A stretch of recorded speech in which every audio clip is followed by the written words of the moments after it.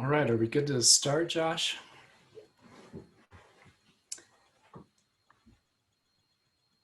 Well, good evening, everyone.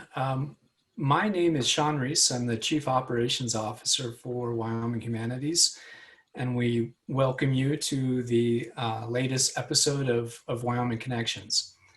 A little bit about us, Wyoming Humanities. We are one of the original state humanities councils in the nation. We've inspired 56 other state humanities councils after our formation 50 years ago. We are about increasing Wyoming's democracy and civic engagement through the humanities. And we do that through lifelong learning and critical thinking, promoting civics and democracy, engaging communities, expanding the Wyoming narrative, and very important to us, increasing the role of arts and culture and the humanities in Wyoming's economy and public discourse. We're very excited about tonight's discussion. For those of you who registered, you may have seen a question that was a holdover from our last Wyoming Connections, and I'd like to explain that a little bit. Our last Wyoming Connections was a discussion with the playwright and theater troupe Relative Theatrics about the commissioned play And the Wind Howls, which is tied to Wyoming's suffrage celebration. We are really looking to move that conversation and a viewing of that entire play to communities across the state, so that communities, particularly young people, can talk about the issues that were raised in that very notable and well-produced play. Like And the Wind Howls and us trying to generate conversations across the state about those themes, with tonight we are really looking to get inspiration from all of the really cool things that are happening in Casper and generate some inspiration and other conversations across the state about the role of arts and culture in a community and its economic development planning efforts, but also just the intrinsic importance of arts and culture in a community. So I happened to have a nice conversation with one of the panelists earlier today, Valerie, along with Amanda Yonkers from the NIC, talking about all the cool things that are happening in Casper. It really is an inspirational community. And you've got a lot to share and spark with other communities across the state. I'm going to drop off, but I'd like to turn over tonight's conversation to the Executive Director of Art 321, Tyler Cessor, who will introduce the panel and guide tonight's discussion about the importance of arts and culture within a community and highlighting the great things that Casper is doing. So with that, Tyler, I'm going to turn it over to you. Great, thanks, Sean. Thanks for having us. And I think this is a really exciting, kind of next step for a documentary that our, Anthony Stengel here put together as a personal project, and it's great to see this conversation continue. So thanks for the opportunity. I just want to take a quick second. I just introduced Anthony. Anthony, give a big old wave. Hello. Yeah, so Anthony is a filmmaker here in Casper that created the documentary Make Art Wyoming, which will be available broadly probably later this year or early next year. He's been able to win some awards from film festivals already, and we want him to get that out as wide as he can. So that's been great to meet and work with him. Then on my screen here, I got Kevin Hawley, is the executive director for the DDA here in Casper. And then down we have James Bargette, another artist from Casper, does some wicked awesome stuff with wood and spray paint and mixed media. He was one of the people that helped us raise funding for our Project Recovery Fund, which is a fund for artists looking to restart projects after COVID, which we know we're not after COVID yet, but we still want artists to be making and building things. And this was a way, and James was able to sell a piece that really up the ante on that fund for us. So then we have Amber Pollock with us. Amber owns Backwards Distillery. She's kind of a jack of all trades here. She is involved in a lot of things, and hopefully soon our city council, which would be really wonderful. And she knows the ins and outs of business and how arts has really helped build some of the local businesses in downtown Casper. And then we have Valerie and Innella from Casper College, and it's been great to hear about the things that she does with the Humanities Festival and the 2 galleries that are out of Casper College. So it's great to meet you, Valerie, as well. So that is our panel, and we just wanted to take and have Anthony kind of talk real quick about the documentary Make Art Wyoming, what spurred it for you, and what it was about, and then we'll show a clip before we launch into the the panel discussion. Cool. Well, yeah, Make Art Wyoming is a passion project that I filmed last winter, actually winter 2019. And it kind of was sparked just by like, hey, I have this cool new camera gear. I need cool stuff to practice on. And so that's literally kind of what started it. So and it started out small. It didn't start out as a documentary. It was just like a piece of gear that moves, and it does like this time lapse thing, and it's moving time lapse, and it's really cool looking, and it's featured in the documentary. But then I like did that, and I was like, okay, sweet, now what do I do with it? And I was like, you know, these artists are really cool. Maybe I could like talk to them and interview them. And then like it just like, and then it just like blew up into this big thing. So now it's a 15-minute documentary. But I kind of went into it wanting to make cool visuals and all that, because that's what I like to do. That's what I wanted to like challenge myself on. But at the same time, I was like, okay, let's have some sort of goal. And so in my conversations with the artists, there's 5 artists that are featured. I wanted to just see if like kind of ask the question. I think like with any like filmmaking, it's storytelling. So it's good to ask questions and try to like answer those, especially in documentaries. So one of the questions I wanted to ask was, is it a bad thing being an artist or a good thing being an artist in a small community? You know, because there's art meccas in huge, like, you know, in Los Angeles and New York and all these places that have a ton of culture and a ton of people and a ton of money and economic support for those things. But does that mean that it's automatically not good for artists somewhere else, like in Wyoming and Casper? Like, so it was kind of, I was like, all right, let's just see what they say. And so I was able to like form a story around that, so. Yeah, it was a wonderful story that we were able to show. Even with COVID going on, we had about 100 people in attendance, and we were grateful that everyone wore masks, and we were able to distance in our large space. So, right. But during that discussion in that premiere, we had an artist panel discussion then with all the artists from. And this was just a great opportunity to kind of dive a little deeper in thinking about how a community creates and supports artists, and what impact artists can have on the local economy or the local cultural scene, and the general, you know, health and happiness of a community. So that's kind of what we wanted to frame tonight's conversation around. And to kick us off, we thought we'd show a clip of Connie Morgan, if that's all right with you, Anthony. Absolutely, yeah. I almost called you just Stengel, just straight up. Stengel? Yeah. That's not Stengel. Yeah, that's fine, man.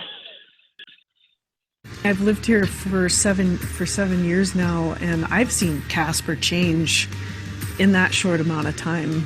And I think the art scene in Casper is really up and coming. There are so many talented people that live here. Visual artists, musicians, photographers. It's incredible the amount of talent that's in this community. And I think that it's well supported here too.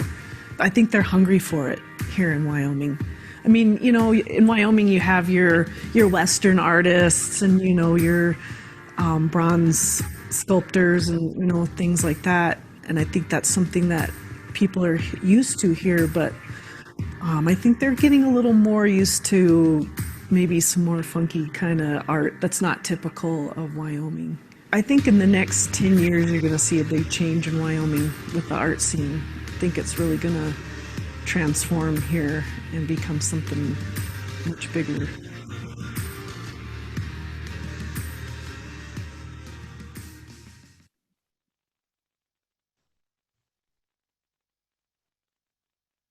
Awesome. I just love the drone shots you get, man. Every one of them, the spins and turns, it's pretty awesome. So yeah, thank you. Well, hey, she kind of teased up the conversation about what is it that creates artists and that supports their work. So for the panel, what I was hoping we could start with, and maybe we could start with you, James, as one of the artists in this video, is what is that thing that, one or two things that Casper did for you, or an artist in your community that really just opened the door to get your work out into the world and continue to create?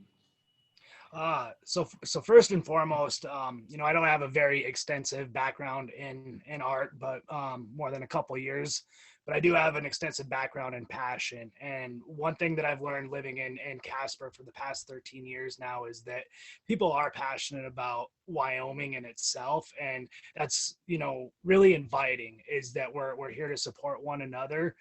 And with many events that are put on with Kevin and the DDA and David Street Station, we've really watched our downtown grow. And it's changed in the matter of it's not the way it's always used to be.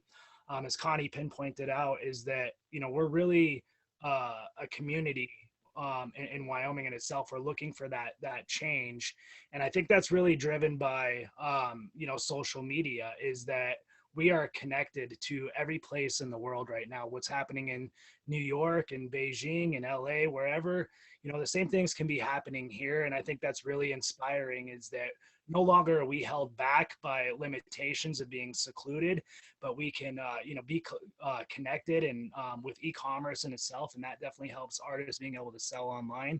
But again, what Casper's done specifically is, really hosted many events that allow artists to get out there and be able to sell their work. It's no longer the vision of the starving artist. We're able to, make an actual living. It's an actual job for artists. I mean, Anthony has taken his film career and, he's transitioned that into a full-time job. And it's amazing to see the many facets of art culture and different mediums that people are working in and be able to make a full living out of it. Yeah, absolutely. That's been a great thing to see, is the number of events. Hey, Valerie, I was wondering the same kind of question for you. What was that thing that you noticed for your own personal work, but also as, a faculty member at Casper College, what's been that thing for your students and seeing them be supported and grow as creators? Well, thank you for allowing me to share this. I'm really passionate about art history. I teach art history here at Casper College. I was brought here by Lynn Munns, who has served on the Arts Council. And watching the arts community for over 15 years, I have seen true growth as well. And when I teach about art and art criticism, I talk about art too as a vehicle to understand a culture. And I think our culture is undergoing a golden age. We create, we are seeking creative inspiration, we're placing a value on public art, from the traffic signal wraps to the murals that we see across our community. There are new gallery spaces, there are new opportunities for students to exhibit their work, such as the third floor at the Nick, or becoming a member of Art 321. There's even a new gallery in town, the Red Peak Gallery at First State Bank, which is right downtown as well. And I think the art teachers are really a part of this, starting in kindergarten. There's a lot of passionate teachers in our community. So whether it's Brooke Hopkins at Park School teaching art to kindergartners via Zoom during quarantine, or Christy Johnson teaching kindergartners and the public at large through her Facebook weekly trainings in art and creative endeavors in art, we have this community that's engaged, and it's creating a tapestry of creative output that impacts my teaching and inspires me too.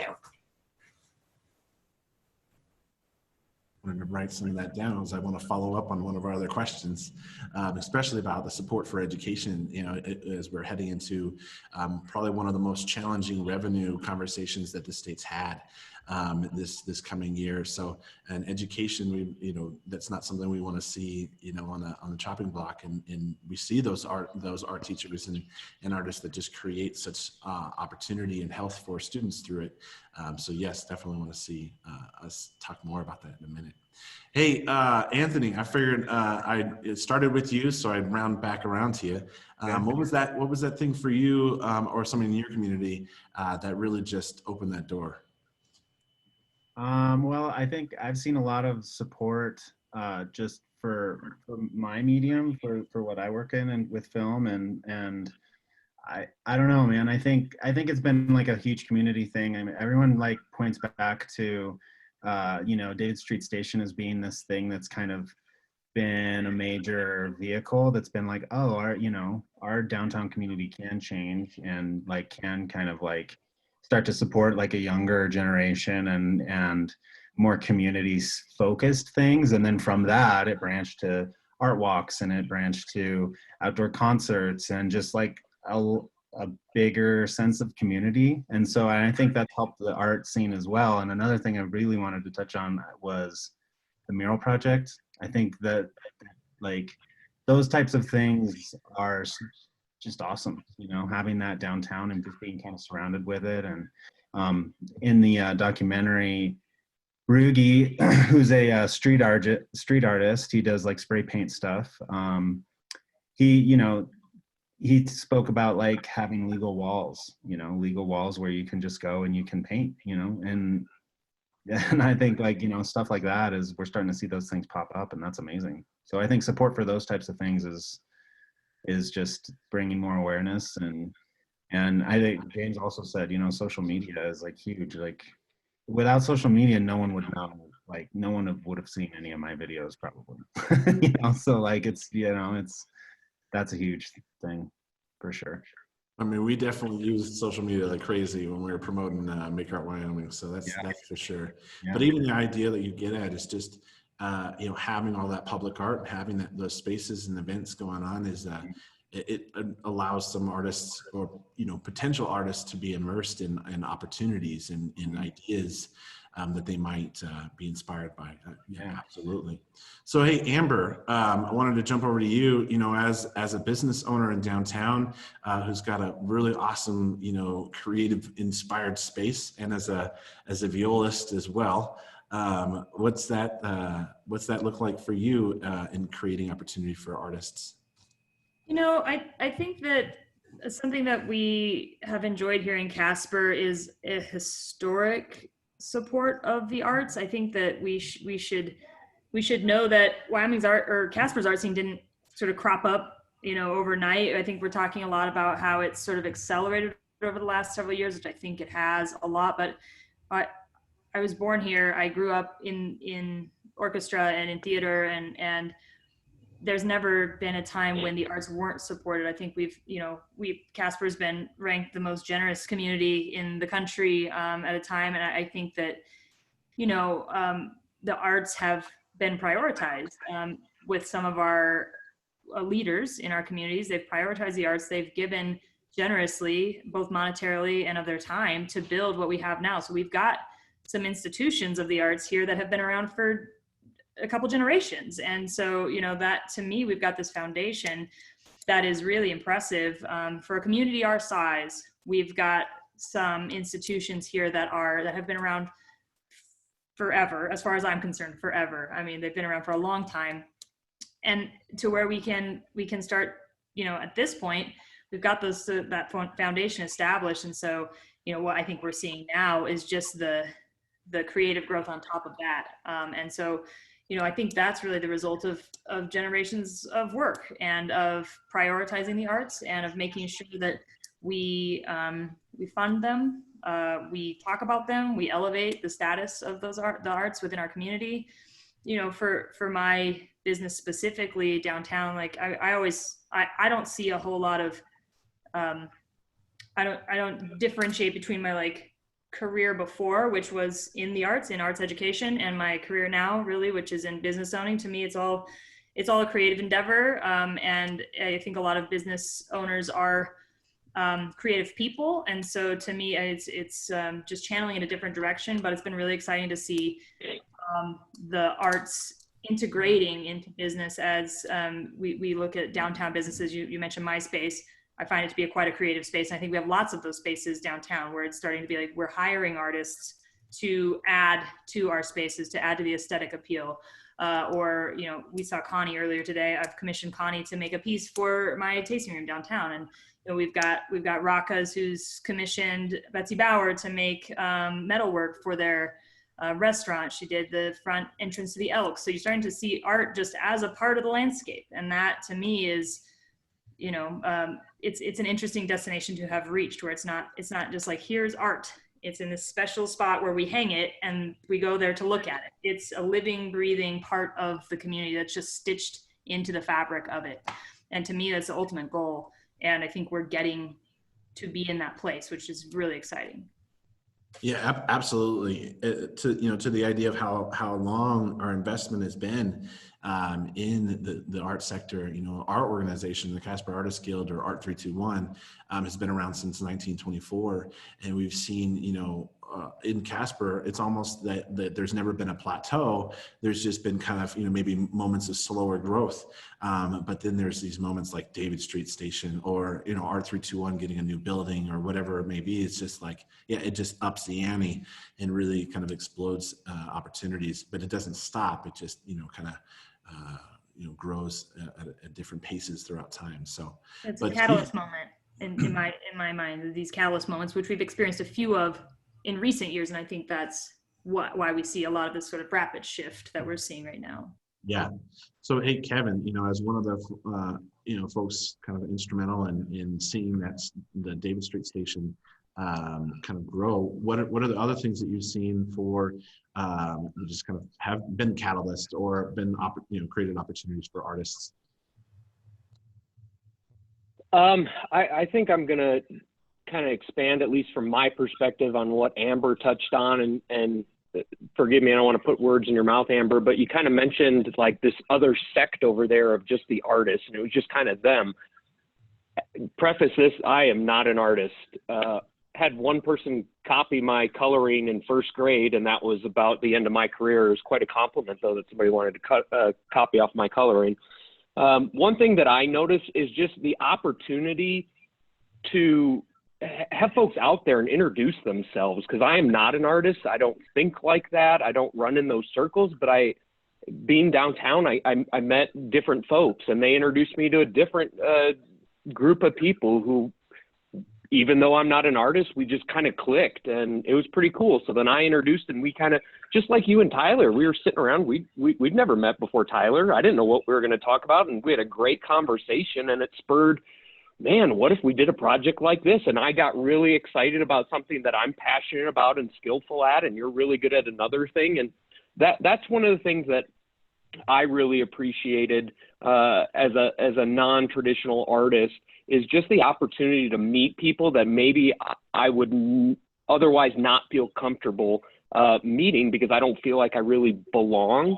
But also to that, look how diverse this group is. You know, in my mind, you know, you think art, and it's so, again, it's them. But I look around, and Anthony, he's a buddy of mine, and he makes awesome art. And then I've got a friend that works out at Custom Concepts, and they make massive oil pressure vessels. I don't even understand, but he makes cool things out of metal all the time. So I guess it's the shift, and maybe it's generational. I don't know, but art can be anything to anyone, and I just feel like it's so much more accepted. And in downtown, I just think it's kind of the melting pot where we can all kind of come together and run into each other and have these discussions. As far as the catalyst, like the one thing, I wish I could take the credit, and David Street Station was it. But even before David Street Station, I remember when two pioneer women, we got together at Art 321, And it was Claire Marlowe at Godix and Holly Turner, and they said, we're going to do this thing called the Art Walk. And people poo-pooed them. They said, we're not Denver, we're not San Francisco, it'll never work. And they basically said, to hell with that, we're marching forward. And the Art Walk the first year was absolutely insane. I loved being a little fly on the wall, being downtown, and I'd be walking with a hat on, no one recognized me, and right in front of me would be a group, two couples, probably in their 60s, and they looked over and whispered to the other one, isn't this so cool? And again, to me, those are people that are probably not artists, probably don't identify in the arts world, but here they are given the opportunity to go out and experience things maybe they wouldn't normally do, and they had a great time. Our downtown was busy, and I think it just keeps spawning more and more ideas and creativity and making it acceptable and exciting. So for me, that was kind of a catalytic moment. Those two women just saying, and that's what I love about Casper and about Wyoming. Two people made a difference, just saying, to hell with it, we're going to do it.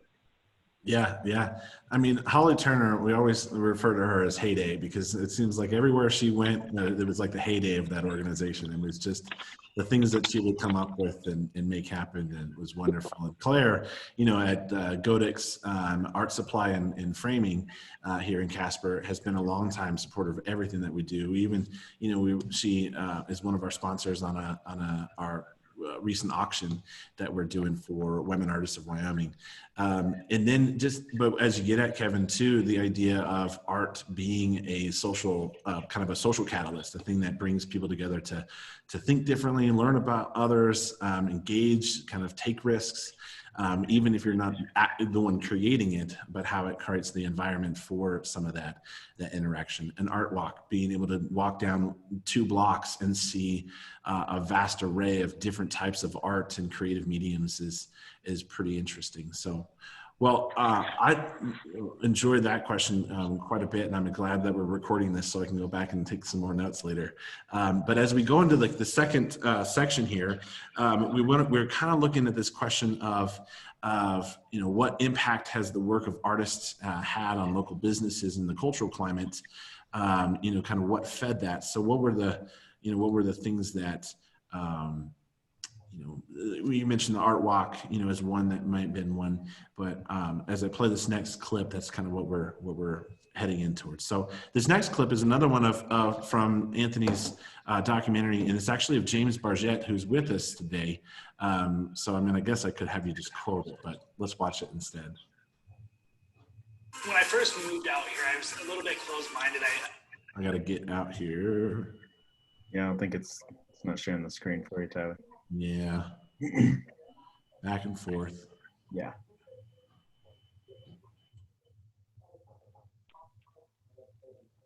I felt that, it was very a niche community. Everybody was within itself, but living here and meeting new people and different types of people throughout the community, you'll see the same people here as you go down in Denver or any big metro area. And as Casper is growing in our community here, we now have art walks that we didn't have 5 years ago. So I think that type of scene is being more readily accepted throughout the community. Plus, it gets people out into the community, enjoy people, meet new people. So that's something that's obviously helped artists out and just anybody out that owns a business.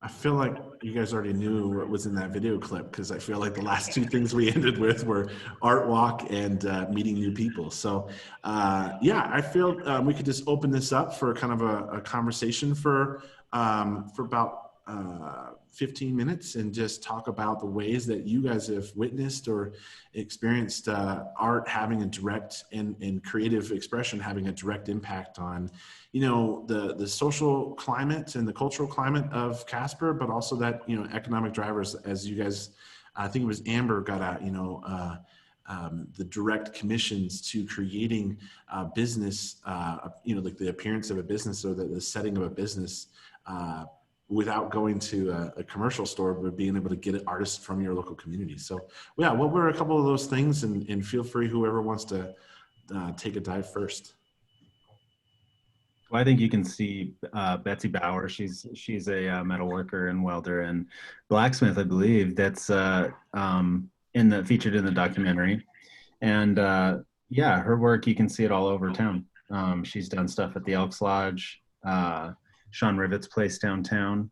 She did the metal work on front of there, a really cool owl and some like twirly metal things. But she actually was taking metal and like incorporating it into architecture and making that art. And kind of like what Amber was saying, you know, it's like becoming part of just the fabric of, as you walk around, it's not just like, you know, buildings anymore. Like it's just kind of, it's more than a mural even with that metal stuff, you know, or like with the neon and like Betsy and Connie made this sign for Art 321. And, you know, now I'm excited to hear that Connie's doing work for Backwards. And so it's just like super awesome to just have these people be inserted into the fabric, and they're making it all look awesome, you know. And so I think just directly those things, you know, it's pretty sweet to see.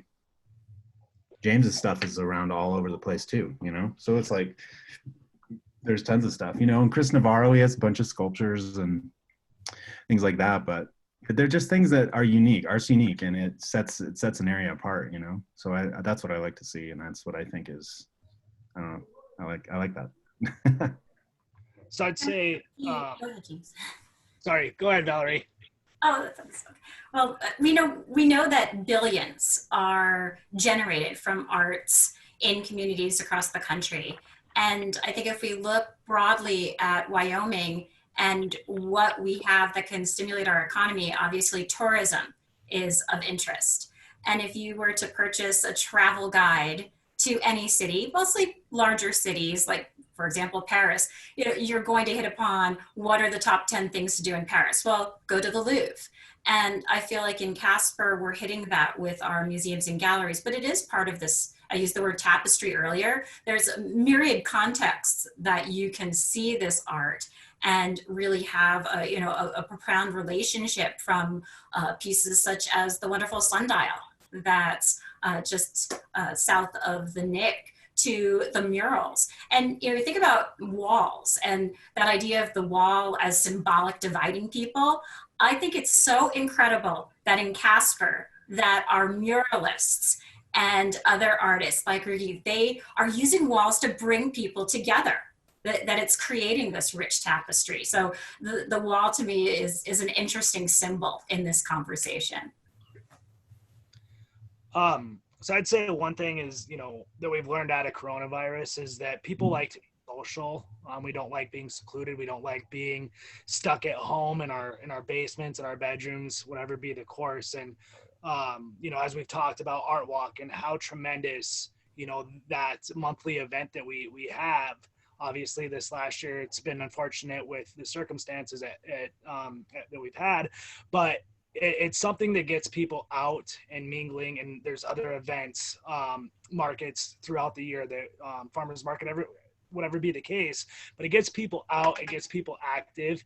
And with that, they're more apt to spend at businesses in those areas. And that's one thing that's been huge in the in Casper in itself, and economic growth, is that when there's a centralized gathering place, those businesses will directly profit. And it's nice to see that and the opportunity to do that. I'm a huge proponent of, you know, doing my best to shop Casper first and spend my dollars here, because I know it directly affects the people that live within my community. It's my neighbor, you know, somebody that my daughter goes to school with, whatever be the case, but everybody within our community is thriving. And, you know, Kevin, he touched on, you know, art in Casper and maybe it kind of being generational. And I think what is really driving that is, you know, social media. There's almost 5 billion pieces of content that are uploaded every day to Facebook, Instagram, YouTube. And that's really where our youth, and I mean, heck, even people my age, people older, you know, they're all on those platforms and they're seeing visual pieces of content out there. And that's really inspiring them and capturing their attention.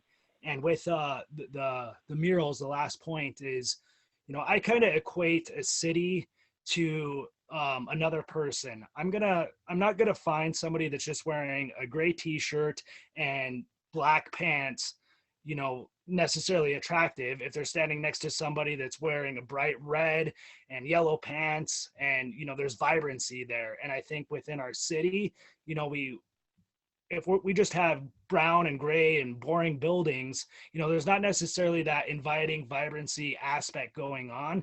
And I think with putting some color to the city, that does help invite, especially like I said, you know, youth back into our city. We have a problem with youth retention. They grow up here, they go off to college, and then they never come home. And if we can obviously, you know, make ourselves not a Denver, but, you know, offer some of the same opportunities here and the same social gatherings, I think we will see a large influx of those younger generations coming back to their home. James, if I could kind of touch a little bit on what you said, and I'm glad you kind of brought up what I said. I guess I was being profound without even realizing it.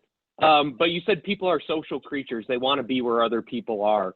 And anyone that tries to tell me that the arts have no impact on community development, economic development, they're absolutely wrong. I mean, in sleepy little Casper, Wyoming, in 2 years, we saw $50 million of private investment in a 3-block radius in our downtown. Maybe in Denver or Seattle, $50 million is nothing, but the year before, if somebody spent $100,000, we were patting ourselves on the back saying, oh my God, somebody's investing in downtown. So this was just monumental for us. And again, people go back and say, oh, well, it's the Trews and it's the McMurrays and yada. It wasn't driven by them. I'm telling you, it was driven by the energy, the vibrancy created by the younger generation saying, enough is enough. We're just going to control the narrative and control our story. I'm telling you, it was like 1 year where people just said, you know what, we're tired of hearing downtown is stuffy and boring and it's for my grandma to go buy yarn. And we just started making it cool. And one person thinks it's cool and they tell another person it's cool. And it just started going. And then Art Walk happened and Art 321 opened and Rocka's opened and all of these things. So this is something that I was talking earlier with Josh about, and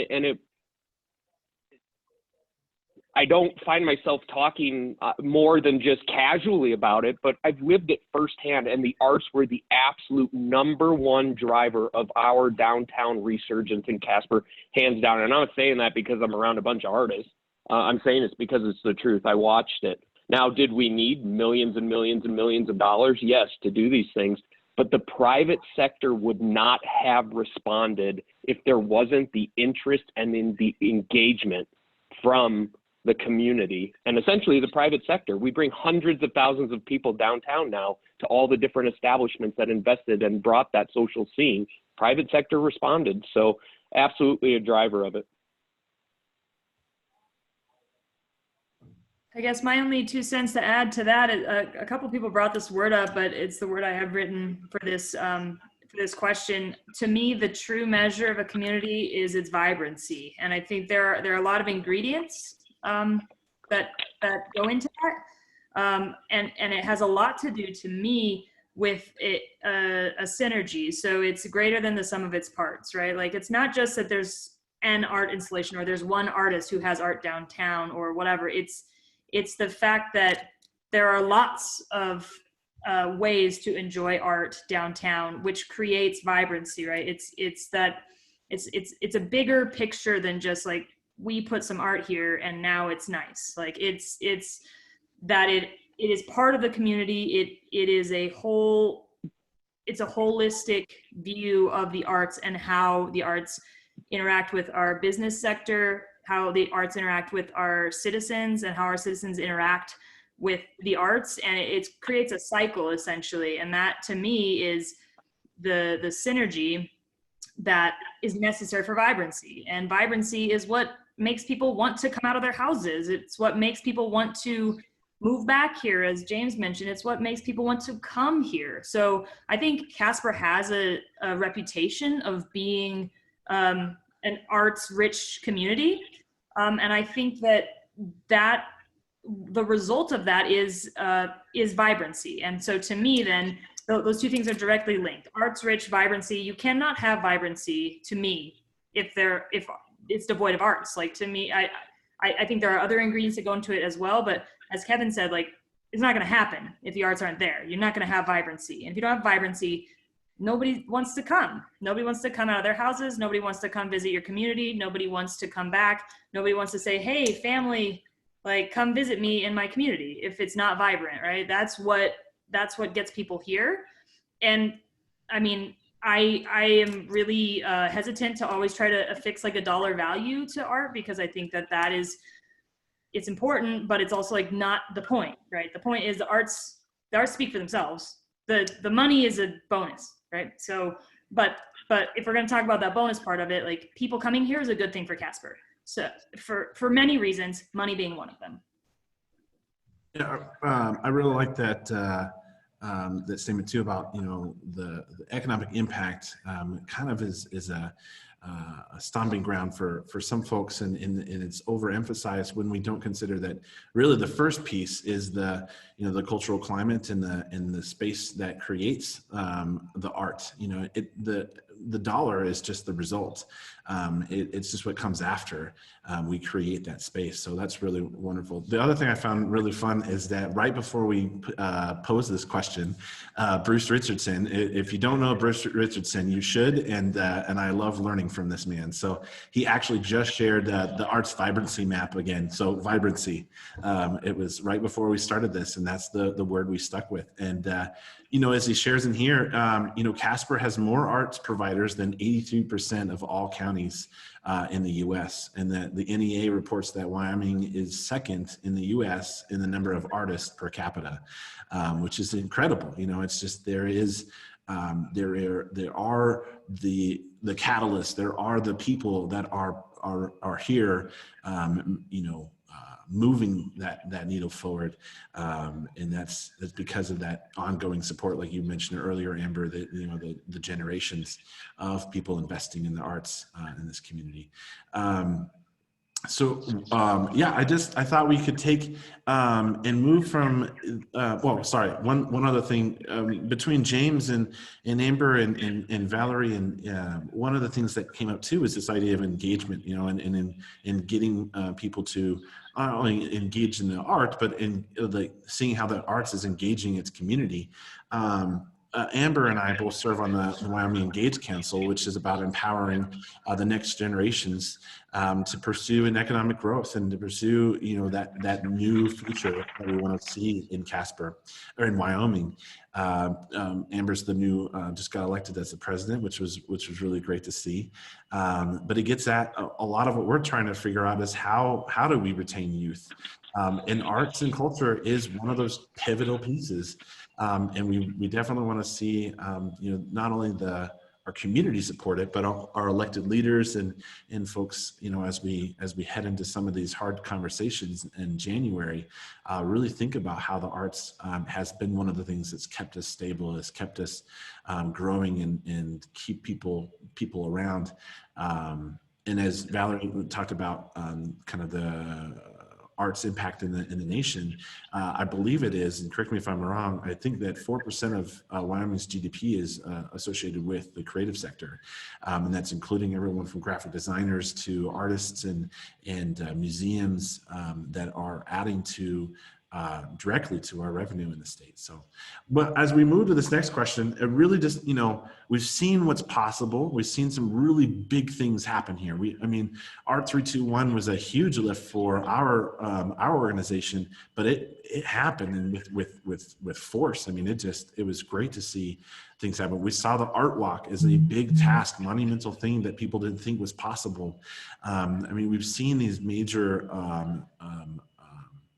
projects come through and come to fruition. So what I'm wondering now is for some of you, the panelists, what's that next big thing that would really drive us forward? What would that next catalyst that would just, you know, launch us? And as you think about that question, I wanted to put it a little in context given COVID and the impact that it's had on artists.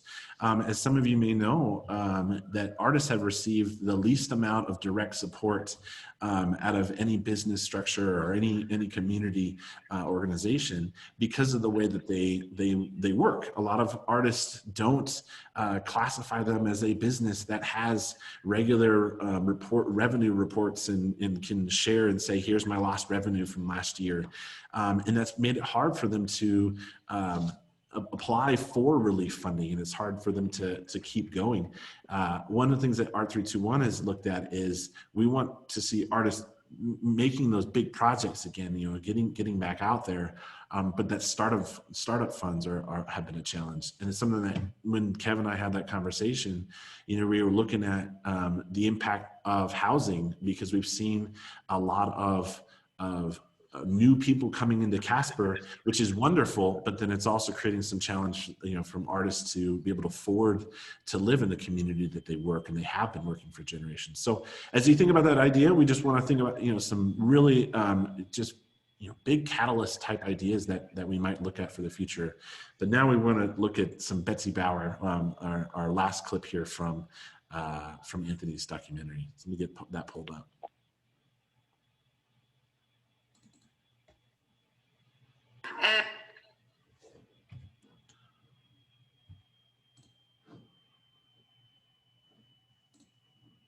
Here we go.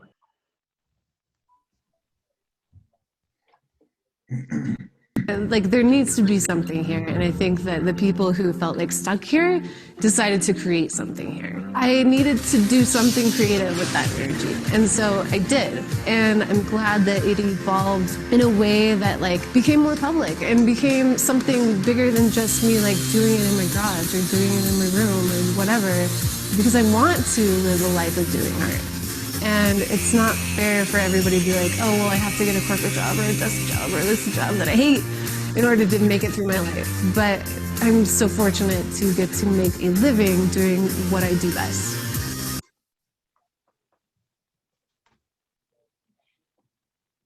Can't go wrong with the sparks flying, Anthony. Easy to film. The other one that he's got is that he's got a picture of Rugi crossing his arm with 2 spray cans and just spraying the spray paint. And it's a very catchy. You get some really good shots, my friend. Thank you. So yeah, we just kind of in a kind of a round robin fashion here. What is that thing that bubbled to the surface for you that would just be a game changer catalyst for Casper and the creative community? I'll go first. I guess kind of my vision of something that would really help Casper direct, but it could also add benefit to the entire state when we look at tourism and such, is a big event. A couple years back when we had the Eclipse Festival, the downtown was alive. I felt Casper itself was alive. I mean, obviously that's an event that we can't recreate, but we can look at creating something that brings in just tons and tons of people from not only the state of Wyoming and the surrounding cities, but as a region based kind of event, similar to what maybe Cheyenne Frontier Days has or something. But again, we look at an event like that in Casper, and it will you'll get people traveling throughout the state that will help other communities, and hopefully some of those other communities, continue with their growth of, again, the vibrancy, and it gets people to stop and say, hey, what is this town about? I'm going to stop in. I saw a building that intrigued me, so I'm going to pull over and go check it out. But for me, I'd say it's a big kickoff for the community of Casper would be, a week-long festival that just brings in tons and tons and tons of tourists from the region, if not nation, if not the world even. And my last thing that I want to touch on too, is when we talk about the arts, I want to make sure that everybody's kind of on board that, art isn't just, a mural on a wall. It's, there's musicians, there's performing arts, Anthony with videography. There's tons of different facets that people are able to express themselves, and that's a huge catalyst for what's moving forward. And again, I'm going to bring up social media. Everybody wants to be the next influencer out there. Everybody wants to be able to express themselves, and I think the more culturally ready we are for that, again, it's going to help just growth in general, and spreading, a positive influence, and just seeing, a vibrancy grown without.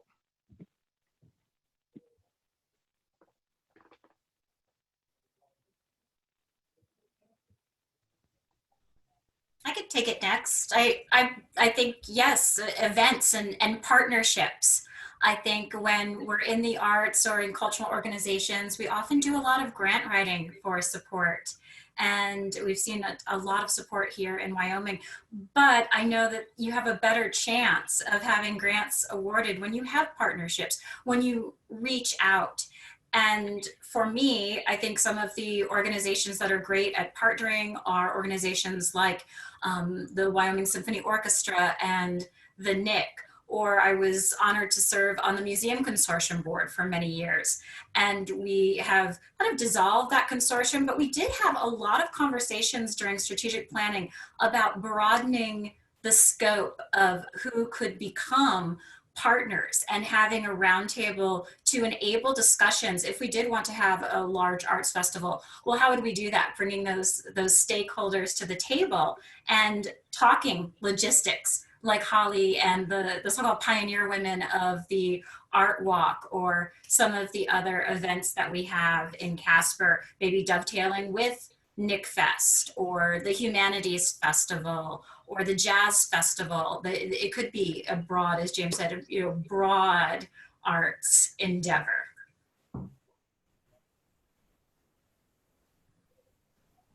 This might not be about like big, like, I don't know, like the one thing that can like help propel it into whatever, but I just think that the continued support of the arts, I mean, it's just like everyone was mentioning, shopping local and doing those things, like the more that we put into that, and the more that we support it, not only by like sharing it and like talking to it, talking about Casper in a positive light and all those things, but like, putting our money towards these things and commissioning artists and things like that, like, and supporting them, because in turn it pays dividends on the back end, economically, tourism wise, and everything else. So I think having events would be cool. I think figuring out ways that we could reach super far, like the eclipse, like James was saying, was like obviously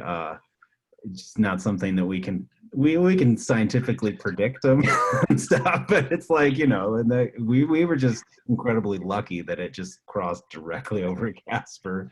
But yeah, some sort of event that I think it needs to be community driven as well, though. Like it doesn't necessarily need to only be focused on Casper, but it has to like have that somehow walk that line between broad appeal and Casper, I think, like that's that. I don't know if that was very insightful or not, but I feel like that's maybe something worth mentioning.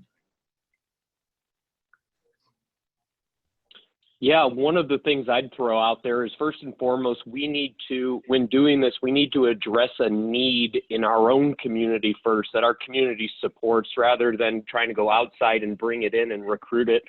That's just something we found intrinsically with David Street Station is, if you want the community to come down and support it and be excited about it, because the community being down, the outsiders are going to want to come and experience the local flavor. And I think that's, I don't want to say easily done, but we can do that with the arts and continue to boost our culture here in Casper. A couple other things, when I was having coffee with Tyler, again, this needs to be driven too by the arts community, because I could come up with an idea and you could say, we don't need that, we don't want that. In my non-artistic mind, I go back to that scene in, what was it, Ghosts, with Demi Moore, and she's like in this abandoned warehouse creating pottery. I don't know if you guys haven't seen that.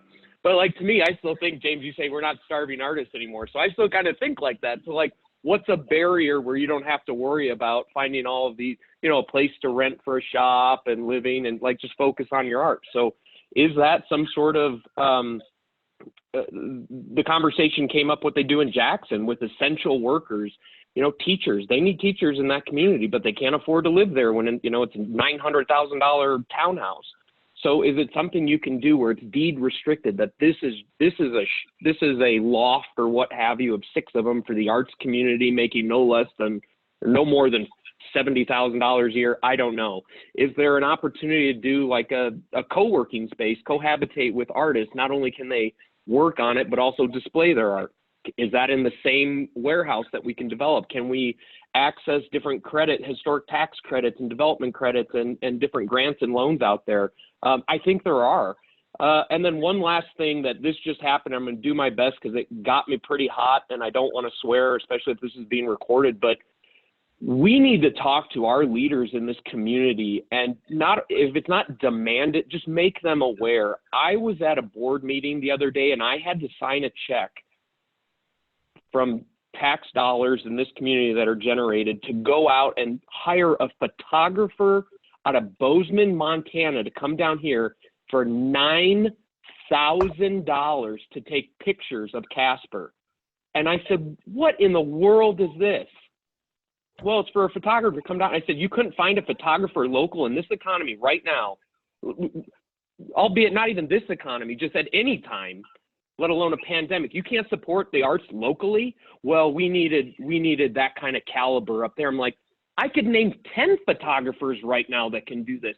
There's just this perception from this old guard that we don't have the talent here or the resources.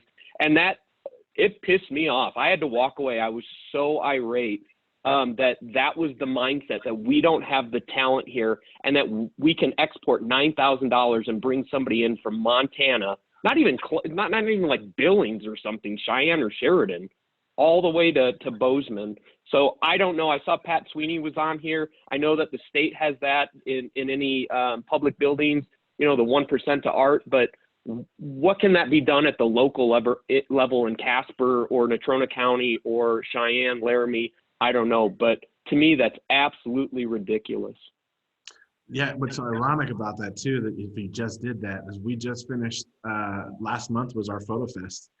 We had over 200 photos, you know, around our space of photographers from Wyoming. I mean, they're just incredible, different, you know, architectural photos, wildlife photos, just different stuff out there.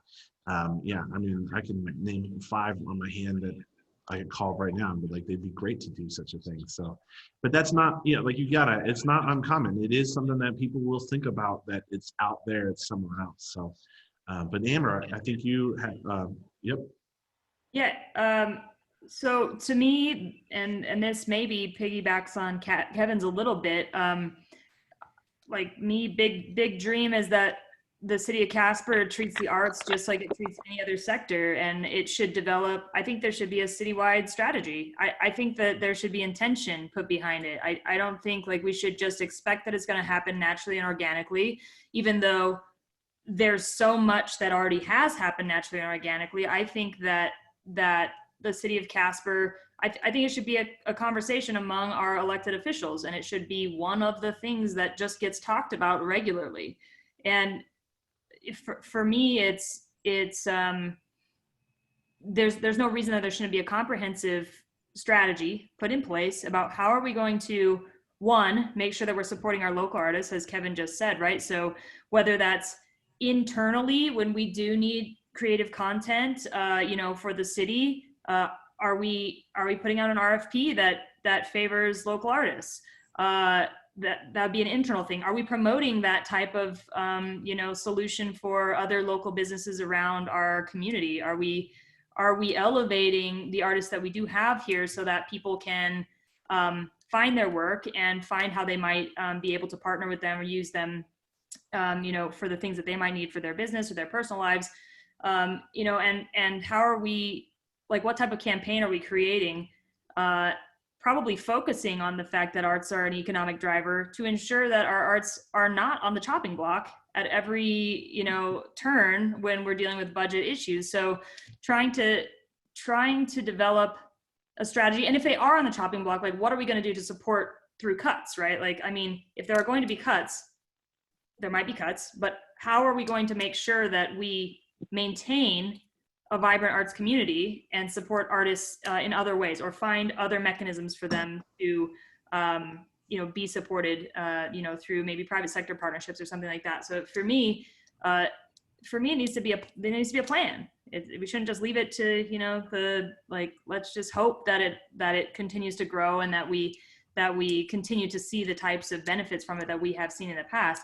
Let's make sure that we do that by implementing a strategy at the city level. I mean, arts are political, just like everything else. So to me, like it's got to get in the conversation. It's got to be on equal footing with every other type of conversation that we're having citywide right now. Absolutely, and that I think is like one of the greatest ways that we can bookend all this. We did have one more question, but I think I'll just kind of give some quick thoughts on that and close with that note. We talk a lot about getting engaged and being part of this, and I think one of those ways that directly benefit what Amber said is please, I hope you're emailing and calling your local electeds, but also invite them out, pay for their ticket, invite them out to an event that you are inspired by, so they can sit next to you and see why you care and why this is important to you. Another way, direct way to tomorrow and the next day that you can get involved and help us move things forward is come to an organization and support through volunteering or donating $1 a month, or something that you can help move things forward. But being engaged and around and then sharing your passion for why this matters to you in whatever way you can is of huge importance, and it has a huge impact. I think some people decide that they don't really think that they're going to make a difference, make change, but all those little things have a huge impact. Even a kind note to an artist after an event really can make things move forward. So I think it looks like maybe Representative Sweeney might want to speak. Josh, yeah, if he's around, that'd be wonderful to hear from him. Hello, sir. How are you? Good. Can you hear me? Yes, we can. Okay. So, all the comments have been tremendous, and I totally agree with Kevin's comment. It's mind-boggling to me on even the art. Some of it is local for the 1% on the new state office building. And the design team took extra care as far as, the whole concept around the rail yard, and there will be a lot of design elements that represent the Yellowstone district.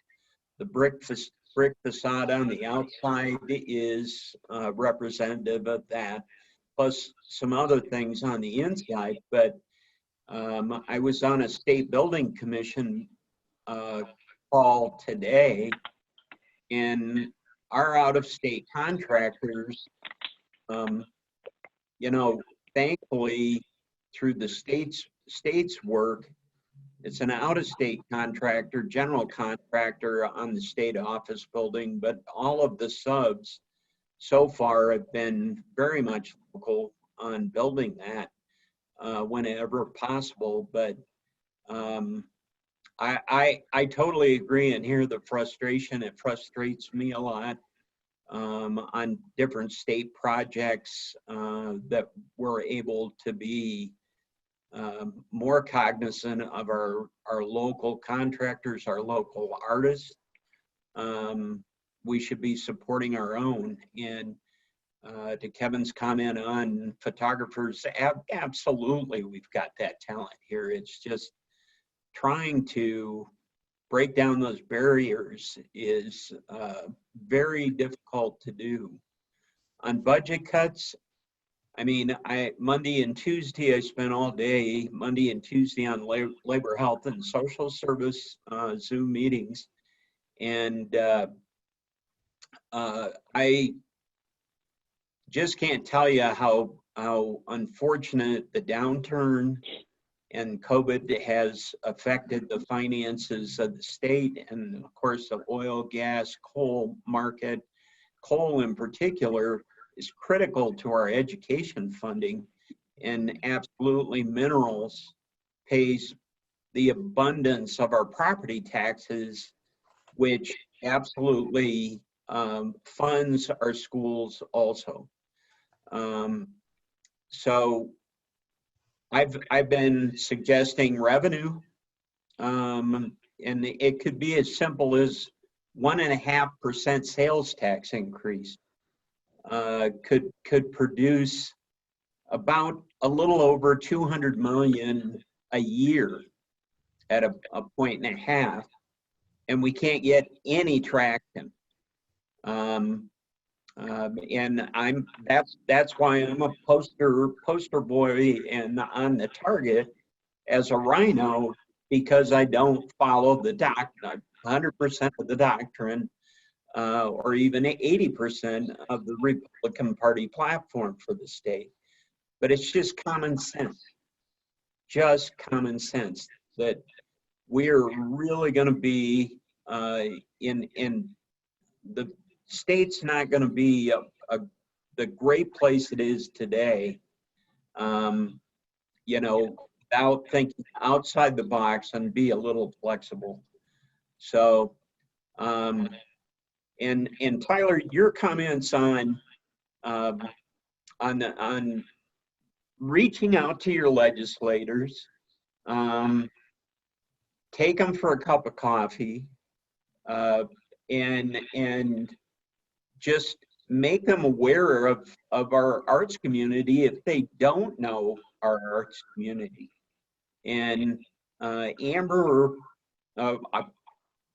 Councilwoman, Madam Councilwoman, excuse me. So I think, you know, she will so greatly represent lots of constituencies within her district and within her ward. We just got to make sure people like that get elected, you know, and think outside the box, and people that'll be dynamic in these different roles. And not saying that some of our longtime different offices and different stakeholders can't see the way, but sometimes they have to be pushed a little bit and nudged. And new blood is a good thing. It's not something to be frightened over. So I applaud your efforts and keep up the good work, and the grassroots efforts and push are critical. You know, community colleges are gonna, I'm sure, gonna get cut. The university's already been cut, gonna get cut again. I don't know where it's all gonna end, but the deficit truly is for the biennium looking at about $1.5 billion, somewhere in that range. And the governor's original cuts, I am hopeful that 10%, along with using some of the rainy day fund, along with some revenue, that we can get through this that way and not have to cut any further.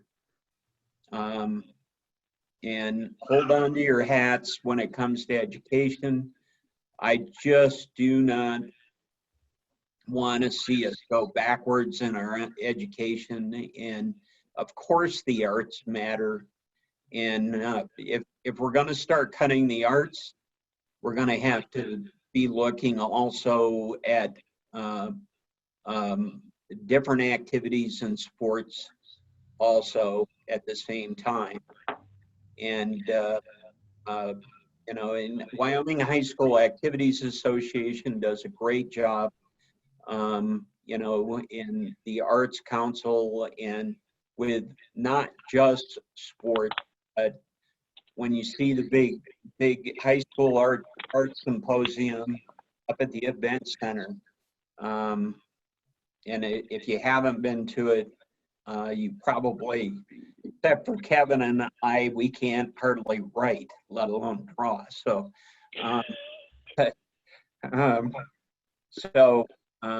my hat's off to you. Great job, and grassroots, and go Amber. You're gonna make it. So. Well, thank you so much, sir, for jumping on and sharing with us as we wrap this up. And I wanted to just touch on your first comment with Kevin was that Rachel Clifton at the Wyoming Arts Council is a liaison for all of those projects. She's the one that helps make sure that there's a process for selecting those artists. Maybe that's something that we can look at, is what that would look like at a local level, is making sure that artists or arts leaders are at the table when we're talking about some of those projects, if it's on a board, if it's on things like that. And then, yes, sir, as much coffee as you're willing to drink, I think many people here will get it to you. So thank you for all your work and making sure that, 1.5% increase would bring in so much revenue. So thank you for championing that and continuing. And Sean, I'll pass it over to you. Thank you so much for having us today. Well, thank you, Tyler, and congratulations to Casper. It's really a remarkable community. Thank you, Kevin, for building a very vibrant downtown. Thank you, Anthony, for your incredible film skills. It is incredible what you can do with a drone. Amber, thank you for morphing an arts education background into a business model and turning it into civic engagement above and beyond that. James, thank you for your artwork, and thank you for reminding us about the importance of social media.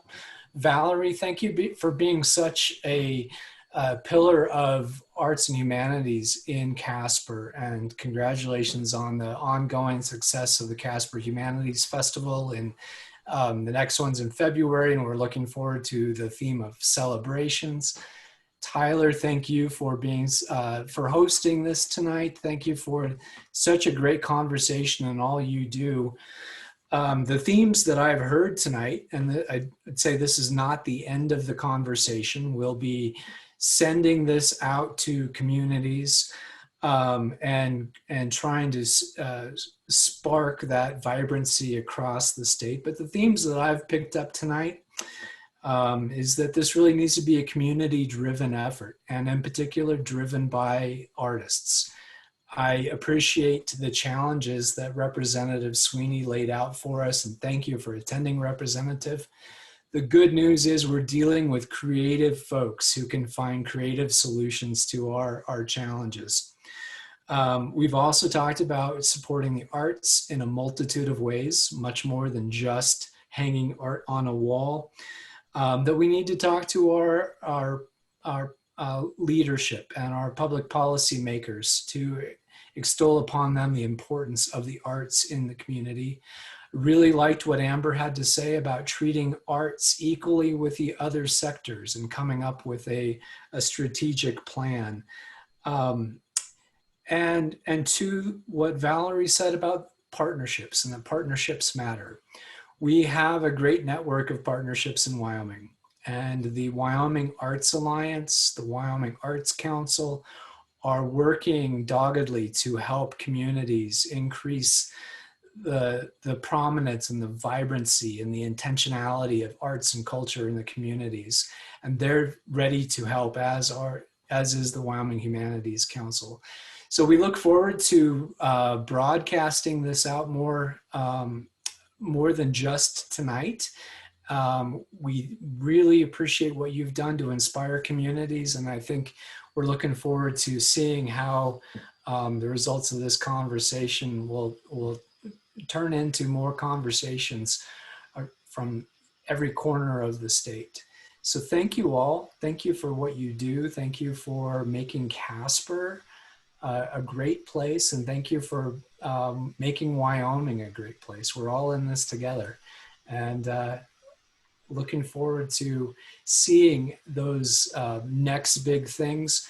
We'll be working really hard in scheduling the next eclipse, seeing if that will work for the next big event. But you've really laid out a great plan, great ideas, great experiences with how people can make a difference in their communities, starting with something as simple as an art walk. So thank you all. Again, not the end of the conversation. We're looking forward to keeping this going across the state and can't wait to get back to Casper. So thank you all so much.